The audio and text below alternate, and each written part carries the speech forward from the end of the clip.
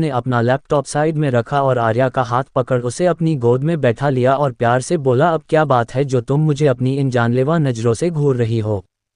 आर्या उसे वैसे ही घूरते हुए बोली, सारे घर वाले मुंबई चले गए और तुमने मुझे बताना तक जरूरी नहीं समझा। रिधम उसके सर को अपने सीने से लगाते हुए बोला, नहीं ऐसा नहीं है। सुबह मेरी नींद खुली थी तभी मैंने दादाजी को मैसेज कर बता दिया था कि हम कल मुंबई आएंगे, तो वो लोग मुंबई निकल जाए। आर्या उसे देख, मगर हम जा कहाँ रहे हैं। रिधम उसके हाथ की उंगलियों को अपनी उंगलियों में उलझाते हुए, जब वहां पहुंचेंगे तो तुम खुद देख लेना। उसका जवाब सुन आर्या का एक बार फिर से मुंह बन गया। वही रिधम को वो ऐसे मुंह बनाई हुई बड़ी प्यारी लग रही थी। रिधम उसे देख सोच रहा था कि अगर जिसे ये पता हो कि ये क्वीन है तो इसकी ऐसी हरकतें देख पक्का कुछ दिनों के लिए इंसान सदमे में चला जाए। उसने आगे बढ़ आर्या के माथे को चूम लिया और एक बार फिर उसे अपने सीने से लगा लिया। आर्या भी अब चुपचाप बैठ गई थी। रिधम के सीने से लगी हुई आर्या को नींद आ गई। बनारस, शाम के 7 बजे, जहां बनारस के घाट पर लोगों की भीड़ जमा थी। कुछ बनारस वासी तो कुछ बनारस की सुंदरता देखने आए मेहमान सब आरती का इंतजार कर रहे थे।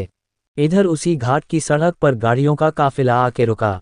एक कार, एक अंदर से बॉडीगार्ड बाहर आया और उसने जल्दी से बीच वाली कार का दरवाजा खोला।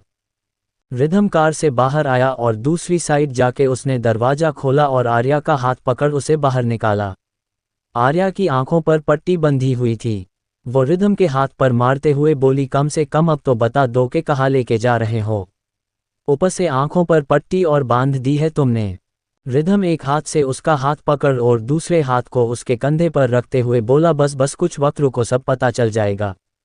आर्या का अब दिमाग भन चुका था। ये चीज रिधम भी बड़े अच्छे से महसूस कर रहा था। अब तक गार्ड्स भी दोनों को कवर कर चुके थे। रिधम आर्या को लेके घाट की तरफ आया। इस तरफ इक्का दुक्का लोग थे, ज्यादा भीड़ नहीं थी। वही रिधम ने गार्ड्स को वही रुकने का बोल घाट की सीढ़ियों की ओर ले गया। सीढ़ियों पर लाके रिधम ने आर्या के आंखों से पट्टी हटा दी। आर्या ने जल्दी जल्दी अपनी पलकें झपका के सामने देखा। सामने घाट को देख उसकी आंखें हैरानी से बड़ी हो गई। उसने रिधम की ओर देखा तो रिधम उसका हाथ अपने हाथ में लेते हुए बोला, 20 साल पहले इसी बनारस में मुझे मेरी मोहब्बत मिली थी।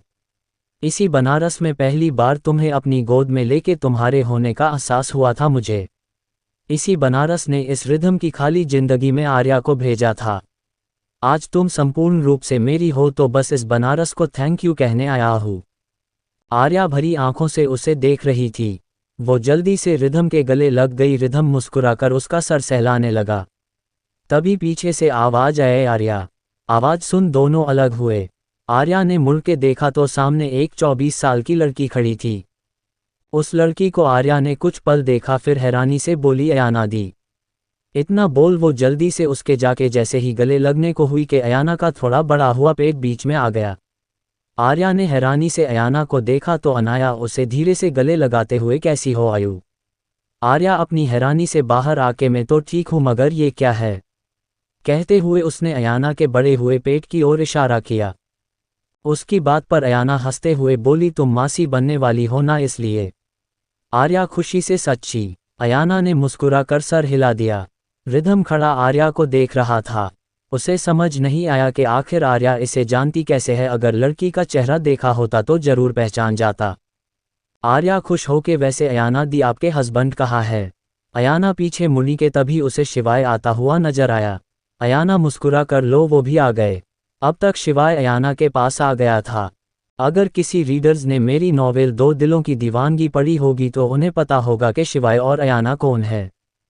शिवाय अयाना के पास आया। आर्या को देख वो अयाना से बोला, अयाना ये। अयाना मुस्कुरा कर, शिवाय ये आयु है, मैंने बताया था ना आर्या। अयाना की बात सुन शिवाय मुस्कुरा कर आर्या को देख, कैसी हो आर्या, तुम्हारी दी हमेशा मुझे तुम्हारे बारे में बताती रहती है। आर्या मुस्कुरा कर, मैं ठीक हूँ जीजू।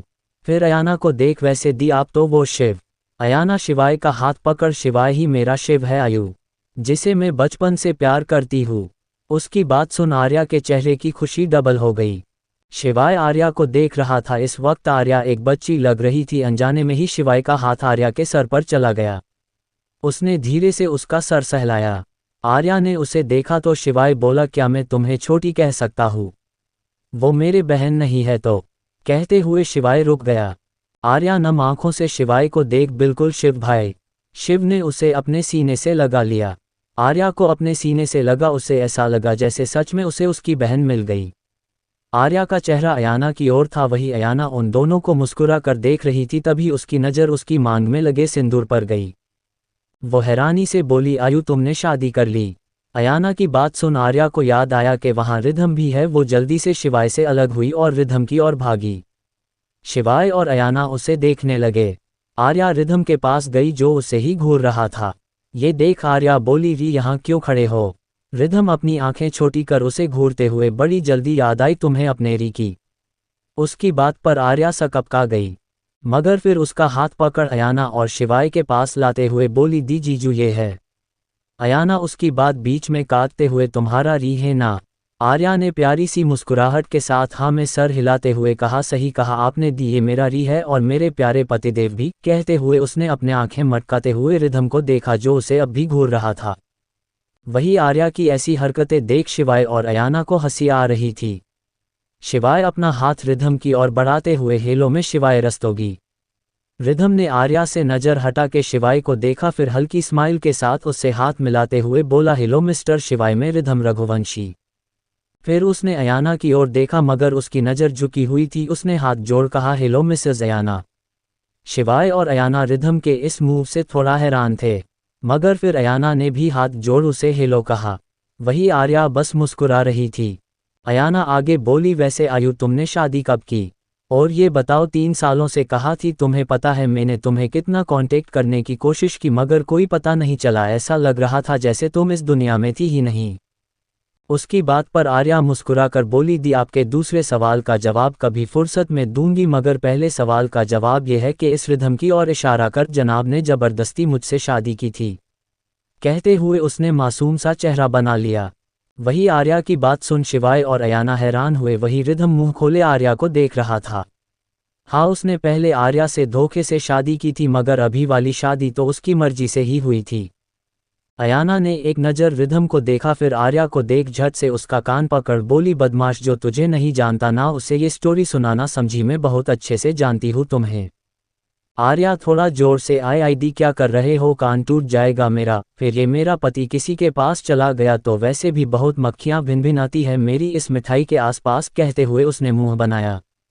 वही उसकी बात सुन अनाया ने हंसते हुए उसका कान छोड़ दिया। वही शिवाय भी हंसने लगा। तभी आर्या बोली, वैसे दी आप यहाँ बनारस में। अयाना शिवाय की ओर देख के, हाँ वो बरसों पहले यही पहली बार अपनी मोहब्बत से मिली थी तो सोचा एक बार फिर से उसी मोहब्बत को महसूस किया जाए। उसकी बात पर शिवाय के साथ साथ आर्या और रिधम भी मुस्कुरा दिए। तभी वहां गंगा आरती होने लगी। चारों आरती देखने लगे। फिर आरती होने के बाद चारों साथ में शिव के मंदिर गए। बाहर आते ही रिधम के पास उसके गार्ड का कॉल आया। बात करने के बाद रिधम आर्या से बोला, जाना हमें चलना होगा। आर्या ने सर हिलाया। फिर अयाना और शिवाय को देख बोली, दी आप दोनों भी चलो ना हमारे साथ। अनाया मुस्कुरा कर, बच्चे अभी कल ही तो आए थे, अभी कुछ दिन यहाँ रहते बनारस के इश्क को महसूस करना चाहती हूँ, बट आई प्रोमिस मुंबई आने के बाद तुम्हारे पास जरूर आऊंगी।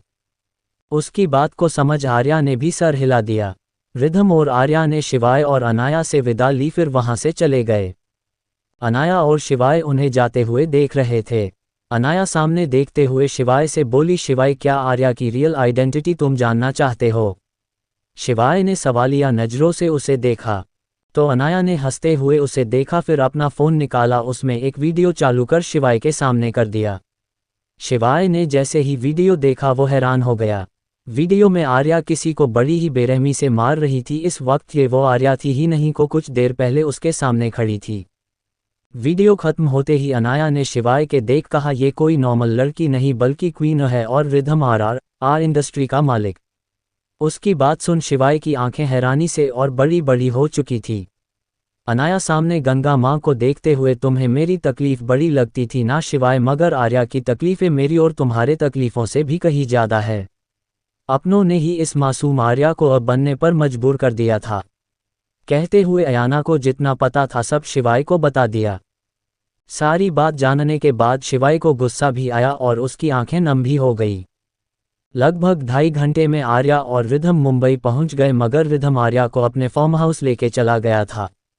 अगली सुबह दोनों RRT मैंशन राठौर रघुवंशी ठाकुर पहुंच चुके थे। आर्या और रिधम जैसे ही रघुवंशी मैंशन के अंदर आने को हुए कि तभी एक तेज आवाज आई, रुको लड़की। आवाज सुन रिधम और आर्या अपनी जगह रुक गए। दोनों ने सर उठा के देखा तो रिधम की आंखें सिकुड़ गई, तो वही आर्या की आंखें एकदम ठंडी, मगर फिर कुछ सोच उसकी आंखों में चमक आ गई। दरवाजे के सामने ही सफ़ेद साड़ी पहने एक औरत खड़ी थी, उम्र 70 साल, मगर आंखों में रौब, चेहरे पर घमंड और आंखों में नफरत साफ नजर आ रही थी। उनकी नज़र बराबर आर्या पर बनी हुई थी। वही आर्या भी उनकी आंखों में देख रही थी। तभी रिधम की ठंडी आवाज आई, क्या हुआ है भुवा दादी, आपने हमें रोका क्यों? भुवा दादी शैलजा भंवर सिंह राणा, वीर दादा जी के चाचा जी की बेटी। ये विधवा है। पति की मौत 23 साल पहले ही हो गई थी। शैलजा जी रिधम की बात सुन चेहरे पर मुस्कान लाते हुए बोली, रिधम बेटा, अपनी शादी में तो बुलाना जरूरी नहीं समझा तुमने मुझे, मगर कम से कम अपनी पत्नी की आरती करने का तो सौभाग्य प्राप्त करने दो। तुम तो जानते हो ना तुम्हें मैं कितना मानती हूँ। कहते हुए वो पीछे मुड़ी और मयूरी जी को देख बोली, क्यों सही कहा ना बड़ी बहू।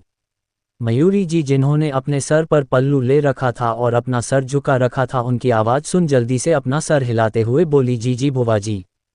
शैलजा जी एकदम से अपने भाव को सख्त कर बोली, तो फिर यहाँ खड़ी क्यों हो, जाओ और जाके आरती की थाली लेके आओ ताकि मैं रिधम की पत्नी की आरती कर सकूं। मयूरी जी जल्दी से किचन में चली गई। कुछ ही देर में वो आरती की थाल ले आए। शैलजा जी ने उनके हाथ से आरती की थाल ली और उन दोनों की ओर मुड़ी। तभी आर्या को देख वो थोड़ा तंज कसते हुए बोली, माना के विदेश में पली बड़ी हो, मगर क्या किसी ने तुम्हें इतने भी संस्कार नहीं दिए कि जब कोई तुम्हारी आरती कर रहा हो तो सर पर पल्लू लेते हैं? शैलजा जी की बात घर में बैठे लोगों में से किसी को भी पसंद नहीं आई। तीनों फैमिली वहां जमा थी, मायरा भी वही थी और खड़े खड़े मुस्कुरा रही थी। अद्विक जी से चुप नहीं रहा गया कि वो जैसे ही कुछ बोलने को हुए कि तभी आर्या की आवाज़ सुन वो रुक गए। आर्या शैलजा जी को देख टेडी स्माइल के साथ, मेरा छोड़िए बुआ दादी, मुझे मेरे संस्कार पता है, मगर क्या आपको पता है कि जब आरती की जाती है तो औरत को अपना सर ढकना चाहिए? मेरा समझ में आता है, मैं तो विदेश में पली पड़ी हूँ, मगर आप तो जन्मजात से यही है, फिर भी आपने अपना सर नहीं ढका हुआ है और आप हमारी आरती करने आ गई। आर्या का करारा जवाब सुन शैलजा जी का रोम रोम गुस्से से कांप उठा। तभी आर्या फिर से बोली, जल्दी कीजिए बुआ दादी, वरना आरती का दिया बुझ जाएगा। शैलजा जी अपने दांत पीस, दिया बुझना अशुभ होता है आर्या बहू। आर्या उनकी आंखों में देख, मुझे अशुभ को शुभ करना बहुत अच्छे से आता है, आप अपना ख्याल रखिए कहीं आपके साथ अशुभ न हो जाए। कहते हुए आर्या ने एक डेविल स्माइल शैलजा जी को दी। आर्या ने आखिरी बात धीरे कही थी, मगर रिधम सुन चुका था। आर्या की बात पर शैलजा जी को गुस्सा तो बहुत आया, मगर वो उस वक्त शांत रही और चुपचाप दोनों की आरती करने लगी। आरती करते हुए वो खुद से ही बोली, कितने भी जवाब दे दो आर्या, मगर जब ये शैलजा तुम पर असली वार करेगी तब तुम किसी भी जवाब के लायक नहीं रहोगी। तुम्हें बर्बाद करने के लिए ही यहाँ आई हूँ। बहुत जी ली तुमने खुशियों वाली जिंदगी, अब तुम्हारी जिंदगी नर्क से भी बदतर बनाऊंगी मैं। आरती कर वो साइड हट गई। रिधम और आर्या अंदर आ गए, तभी किसी ने आके आर्या को पीछे से गले लगा लिया। एकदम हुई इस हरकत से आर्या के साथ साथ बाकी सब भी चौंक गए। रिधम ने जब ये देखा तो उसकी आंखें लाल हो गई। वो गुस्से से आगे बढ़ा, मगर उससे पहले ही आर्या ने अपना हाथ पीछे किया और उस इंसान के बाल पकड़ उसे झट से जमीन पर पटक दिया। एक तेज कराहने की आवाज रघुवंशी मैंशन में गूंजी। आर्या जमीन पर पड़े अनजान लड़के को अपने जानलेवा नजरों से देख रही। वो फिर से आगे बढ़ी, मगर तभी शैलजा जी चीखी, रुक लड़की, पागल हो गई है क्या? कहते हुए वो दौड़ के उस जमीन पर पड़े लड़के के पास गई और उसे संभालते हुए बोली, शक्ति बेटा तू ठीक तो है ना? शक्ति शैलजा जी का पोता कराहते हुए बोला, दादी मेरी कमर में दर्द हो रहा है। शैलजा जी गुस्से से सबको देख बोली, खड़े खड़े तमाशा क्या देख रहे हैं, मेरे बच्चे के मदद करो। अक्षत और राघव जल्दी से आगे गए और शक्ति को उठा के सोफे पर बैठा दिया। शैलजा जी उसके पास बैठ प्यार से उसके सर पर हाथ फेर बोली, मेरा बच्चा। फिर वीर दादाजी की ओर देख, भैया देखा आपने इस लड़की ने क्या किया? अरे कोई ऐसे करता है अपने जेठ के साथ? तभी आर्या की दहाड़ती हुई आवाज आई, कोई जेठ अपनी छोटे भाई की पत्नी को ऐसे गले भी नहीं लगाता है। आर्या की इतनी तेज आवाज सुन वहां खड़े सारे लोग कांप से गए। शैलजा जी और शक्ति भी घबरा गए, मगर शैलजा जी ने खुद को संभाला और गुस्से से बोली, एक तो गलती करती हो, ऊपर से इल्जाम मेरे बच्चे पर लगा रही हो। और सिर्फ गले ही तो लगाया था, क्या ये राघव तुम्हें गले नहीं लगाता? कहते हुए उन्होंने राघव की ओर इशारा किया। सब हैरान थे उनकी बात सुन। रिधम हल्की सख्त आवाज में, वो दोस्त है बुआ दादी। शैलजा जी मुंह बना के, कोई लड़का और लड़की दोस्त नहीं। तभी रिधम उनकी बात काटते हुए बोला, अपनी पुरानी सोच अपने पास रखिए, बेहतर होगा। इतना बोल उसने आर्या का हाथ पकड़ा और ऊपर की ओर बढ़ गया। तभी वो शक्ति के पास रुका और यानी आंखों में देखते हुए बोला, आज जो गलती की है अगली बार करने की सपने में भी मत सोचना, वरना अगले ही पल किसी को तुम्हारी लाश भी नहीं मिलेगी। कहते हुए रिधम आर्या को लेके आगे बढ़ गया। शैलजा जी उन्हें जाते हुए देख रही थी। वही सोफे पर बैठे शक्ति की हवस भरी नजरें भी बराबर आर्या पर बनी हुई थी। तभी उसका ध्यान वीर दादू की आवाज से टूटा, जो शैलजा जी से कह रहे थे, शैलजा हो सके तो शक्ति को समझा देना, आज जो हुआ वो दोबारा न हो, वरना आगे जो होगा उसका जिम्मेदार मैं नहीं होऊंगा। इतना बोल उन्होंने अपना मुंह फेर लिया। शैलजा जी उनकी बात पर कुछ कहना तो चाहती थी, मगर फिर चुप हो गई। उन्होंने अपनी नजरें इधर उधर फिराई, फिर एक और अपनी नजरें कर कड़क आवाज में बोली, रमा बहू वहां खड़ी खड़ी देख क्या रही हो? देख नहीं रही तुम्हारा बेटा यहाँ दर्द में है? आओ यहाँ और मदद करो मेरी इसके रूम में पहुंचाने पर। उनकी बात सुन दूर खड़ी शैलजा जी की बहू और शक्ति की मां जल्दी से उनके पास आए और शक्ति की मदद करने लगी कि तभी राघव आगे आते हुए बोला, ताई जी आप रहने दे, मैं मदद करता हूँ। इतना बोल उसने शक्ति को सहारा दिया और उसे लेके नीचे बने एक रूम की ओर बढ़ गया। उसके पीछे पीछे शैलजा जी और रमा जी भी बढ़ गई। शैलजा जी जाते जाते बोली, कम से कम डॉक्टर को तो कॉल कर दो, पता नहीं उस लड़की की वजह से मेरे बच्चे को कितनी चोट आई होगी। उनकी बात सुन रुद्र जी ने बेमन से डॉक्टर को कॉल कर दिया। घर में किसी को भी शक्ति पसंद नहीं था और न ही शैलजा जी, बस दादाजी की वजह से उन्हें झेलते थे। इधर रिधम के रूम में आर्या ने अपना सर रिधम की गोद में रखा हुआ था और रिधम उसके सर को दबा रहा था।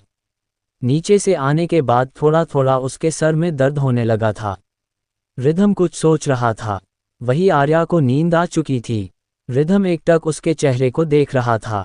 उसने झुक के आर्या के माथे को चूमा, फिर धीरे से उसका सर तकिए पर रख उसे अच्छे से ब्लैंकेट ओढ़ा के अपना फोन लेके बालकनी में चला गया। वहीं नीचे अब तक डॉक्टर आ चुके थे। शक्ति की कमर में हल्की चोट आई थी जो कुछ घंटों में ठीक भी हो जानी थी, मगर शैलजा बुआ ने इस बात को इतना बड़ा बना दिया था कि अब वो जिद पर अड़ चुकी थी कि आर्या को शक्ति से माफ़ी मांगनी होगी। वही वीर दादाजी ने साफ साफ शब्दों में कह दिया था कि गलती शक्ति की थी, इसलिए आर्या किसी भी कीमत पर माफ़ी नहीं मांगेगी और अगर उन्हें इतनी ही प्रॉब्लम हो रही है तो वो यहाँ से जा सकती है, मरती क्या न करती। शैलजा जी को मन मार के रहना पड़ा। ये सब खड़े खड़े देख रहे थे। आर्यन और अर्नव का तो अब भी मन कर रहा था कि शक्ति की हड्डियां तोड़ दे। इधर करण मीरा के कान में बोला, मीरा ये सुतली बम है कौन? जब से आई है तब से फटी ही जा रही है। करण कल मनाली से आने के बाद सीधा इंडस्ट्री चला गया था किसी काम से और रात को लेट आया था, जिस वजह से वो भी आज सुबह ही शैलजा बुआ से मिला था। करण की बात सुन मीरा धीरे से बोली, धीरे बोल गधे, अगर इस सुतली बम ने सुन लिया न तो तेरे चिथड़े कर देगी। ये वीर दादू के दूर की बहन है, बचपन में देखा था मैंने इन्हें और तब से आज देख रही हूँ। बचपन से ही ये आर्या से चिढ़ती है, पहले जब भी आती थी तो आर्या को बहुत परेशान करती थी और आर्या सारे घर की वालों की वजह से चुप रहती थी।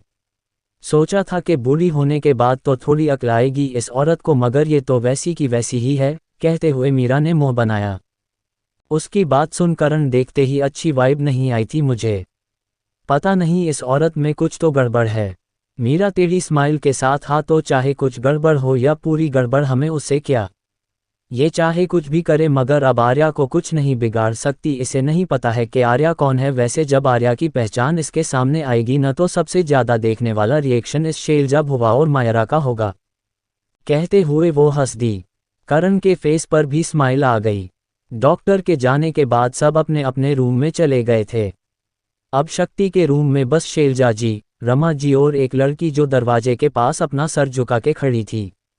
शैलजा जी की नज़र जब उस लड़की पर गई तो गुस्से से बोली, ऐश करने के लिए अपने पोते की पत्नी नहीं बनाया है? तुम्हें दिख नहीं रहा है तुम्हारे पति को चोट लगी है? आओ यहाँ और इसका ख्याल रखो। शैलजा जी की बात सुन वो लड़की घबरा गई और जल्दी से रूम के अंदर आ गई। शैलजा जी शक्ति का ख्याल रखने को बोल कमरे से चली गई।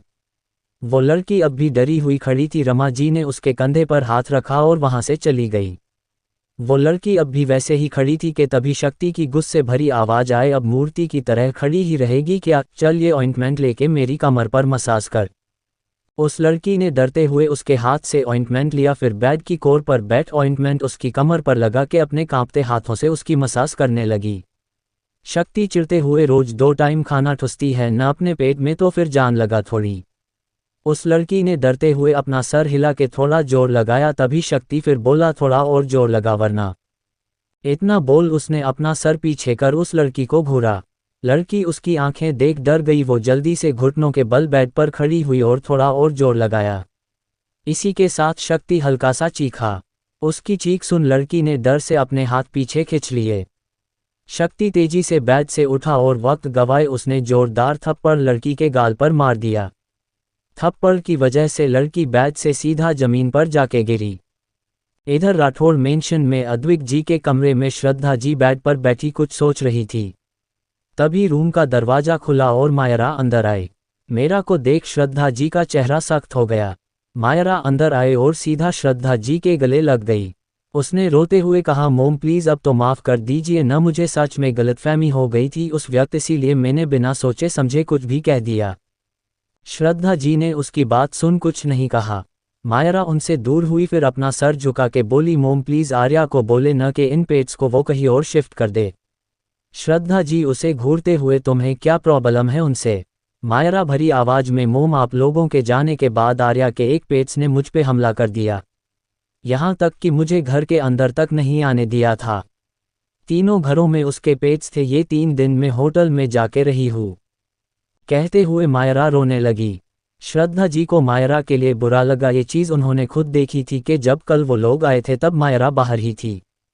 वो थोड़ी नर्म पड़ गई। उन्होंने उसे चुप करवाते हुए कहा, तुम शांत रहो, मैं बात करूंगी मैं इस बारे में आर्या से। उसे शांत करवा कर श्रद्धा जी ने उसे अपने रूम में भेज दिया। तभी बाथरूम का दरवाज़ा खुला और अद्विक जी बाहर आए। श्रद्धा जी उन्हें देख चौंकी। उन्हें तो लगा था कि वो यहाँ है ही नहीं। वो थोड़ा अजीब लग रहा था क्योंकि शायद वो भी उनकी और मायरा की बात सुन चुके हैं। वो कुछ कहना चाहती थी मगर अद्विक जी ने उन्हें कहना का कुछ मौका ही नहीं दिया। उन्होंने कॉफ़ी टेबल पर रखे अपने बैग से कुछ पेपर निकाले और श्रद्धा जी के सामने करते हुए बोले, इन पे साइन कर देना। श्रद्धा जी ने एक नज़र उन्हें देखा, फिर वो पेपर लेते हुए बोली, ये किस चीज़ के पेपर है? कहते हुए उन्होंने जैसे ही पेपर के ऊपर लिखे नाम को पढ़ा तो उनके हाथ से पेपर छूट गए। वही अद्विक जी बिना भाव के बोले, मुझे डिवोर्स चाहिए। ऐसे ही रोमांचक और इंटरेस्टिंग स्टोरी सुनने के लिए जुड़े रहे मेरे चैनल आरके नॉवल पॉडकास्ट के साथ।